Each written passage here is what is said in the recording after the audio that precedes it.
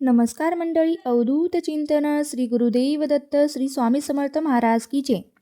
बघा, मकर संक्रांतीच्या आदल्या दिवशी येत असते तिला भोगी असं म्हणत असतो. आता भोगीच्या दिवशी काय करावं असा बऱ्याच जणांना प्रश्न पडलेला असतो. या दिवशी बाजरीची भाकरी, खिचडी, गुळाची पोळी आणि भोगीची भाजी खाल्ली जाते. आता भोगी सणाचं महत्त्व आणि भोगीच्या भाजीचे महत्त्व, ही खाल्ल्याने काय फायदे होतात, ही संपूर्ण माहिती आपण आजच्या व्हिडिओमध्ये जाणून घेणार आहोत.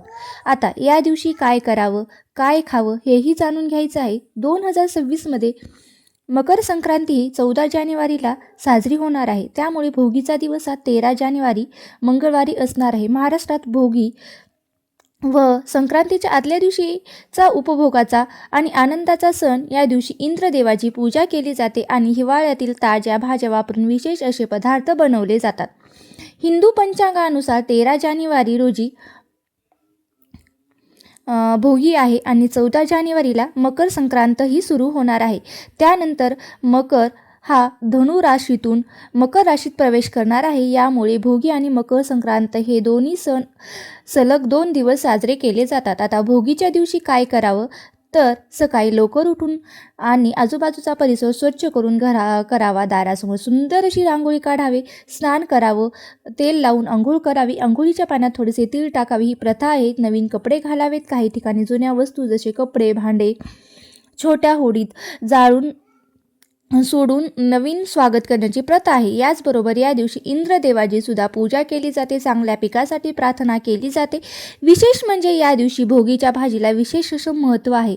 आता भोगीची भाजी ही बाजरीची भाकरी, यासोबत खिचडी, वांग्याचं भरीत, लोणी, पापड, चटणी, याचबरोबर संपूर्ण जेवणाचा आस्वाद घेतला जातो.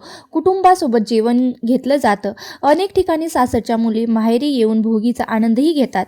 सवासणीला या दिवशी जेवायला बोलवलं जातं. दान दक्षिणा देण्याची ही प्रथा आहे अनेक भागात. आता भोगी कोणत्या व्यक्तीने करावी, तर हा दिवस कोणी साजरा करावा, तर भोगी हा कुटुंबाचा सण आहे.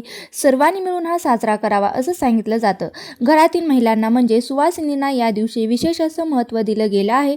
या दिवशी भोगीची भाजी बनवतात. भोगीची भाजी बनवताना भोगीच्या भाजीत सर्व प्रकारच्या भाज्या टाकल्या जातात. त्यामध्ये मेथी, कांद्याची पात, वाटाण्याच्या शेंगा, तुरीच्या शेंगा, हरभऱ्याचे ढाळे, पुन्हा चिंच, बेसनचं पीठ यापासून जी भाजी बनवली जाते त्याला भोगीची भजी असे म्हणतात. हे आमच्या मराठवाड्यात म्हणजे लातूर विभागाकडे अशी भाजी केली जाते. आता या दिवशी महाराष्ट्रात खास भोगीची मिक्स भाजी आणि बाजरीची भाकरी करण्याची पद्धत आहे. या दिवशी विशेषतः तीळ लावलेली बाजरीची भाकरी केली जाते. काही ठिकाणी सासरच्या मुली भोगी सणाचा आनंद घेण्यासाठी या दिवशी माहेरी येतात असं सुद्धा म्हटलं जातं. इंद्रदेवाने धरतीवर उदंड पीक पिकावी म्हणून प्रार्थना केली होती. म्हणून पीक वर्षानुवर्ष अशीच पिकत राहावी या प्रार्थनेसह भोगी सणाची प्रथा आहे. आता या दिवशी काही राज्यामध्ये लहानशी होळी पेटून त्यात काही वस्तूंची आहुती सुद्धा दिली जाते. या दिवशी करण्यात येणारी भोगीची भाजी ही खूप पौष्टिक मानली जाते, तर त्याचे फायदेही आहेत. भोगीची भाजी ही हिवाळ्यातील ताज्या भाज्यांची जसे पावटा, हरभरा, वाल, घेवडा, गाजर, वांगी, मटार इत्यादींची मिश्रित भाजी असते. यात शेंगदाणे, तीळ आणि ओले खोबरे सुद्धा घातले जाते, ज्यामुळे ती अधिक पौष्टिक आणि आरोग्यदायी सुद्धा बनते.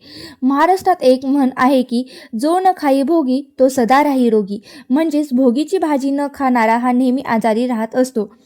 थंडीत शरीराला ऊब आणि ऊर्जा देण्यासाठी ही भाजी आदर्श मानली जाते. किंवा मकर संक्रांतीच्या आदल्या दिवशी येणाऱ्या या भोगी सणाचं महत्त्व अधिकच वाढवत असते.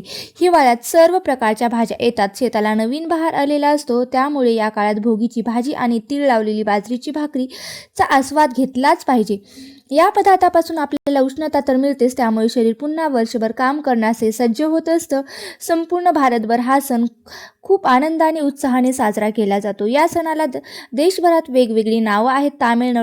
तामिळनाडूमध्ये हा सण पोंगल, तर आसाममध्ये भोगली बिहू या नावाने ओळखला जातो, तर पंजाबमध्ये लोहरी या नावाने ओळखला जातो, तर राजस्थानमध्ये उत्तरावण म्हणून हा सण ओळखला जातो. या दिवशी जुन्या वाईटाचा त्याग करून चांगल्या गोष्टी अंगीकारल्या जातात. वर्षभर काही चुकले असल्यास तिळगुळ घेऊन क्षमासुद्धा मागितली जाते आणि वर्षभर नात्यातील गोडवा टिकून राहावा अशा शुभेच्छा सुद्धा दिल्या जातात.